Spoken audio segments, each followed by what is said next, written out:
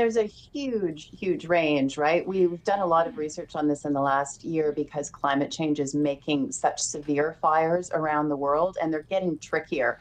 In general, though, you use certain tried and true techniques on wildfires in particular. Dumping water from above is a tried and true method. You've got people on the ground making fire breaks, you've got fire retardants.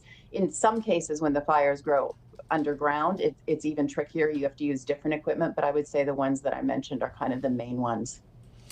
And Danielle, just a fantastic story here. Lots of really cool data. And what I'm noticing is just, there's some concerns here. There used to be discrete fire seasons, one for northern hemisphere, in the summer, and one for the southern hemisphere in our winter, their summer. But these are starting to kind of come together a little bit, and that's putting strain on these global resources. What's the solution there?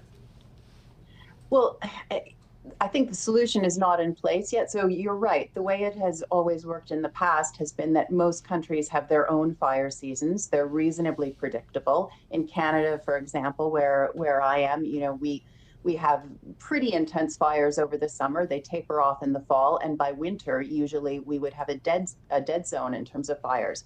So in the case of sharing of resources, that has always been something countries have relied on. Canada and LA County have had an arrangement for 30 years, where in August we send a couple of our aerial planes that can dump water on fires down to LA County. They're usually there for 3 months.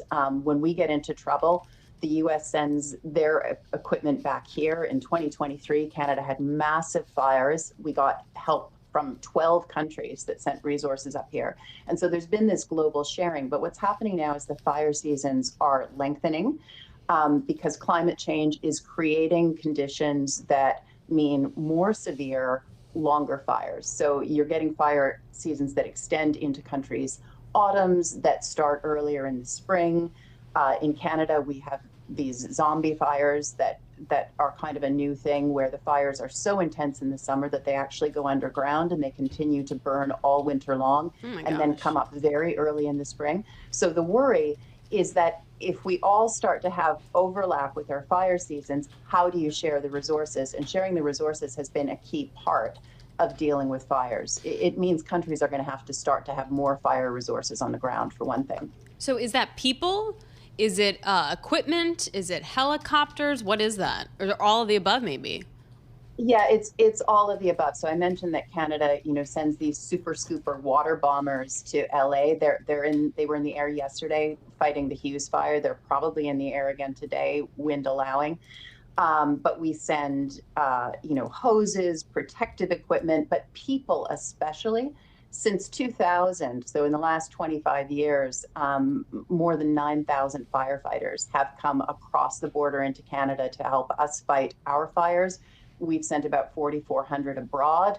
It would be a more balanced trade sort of balance, if you like, if it hadn't been for 2023, because in 2023, Canada needed so much help.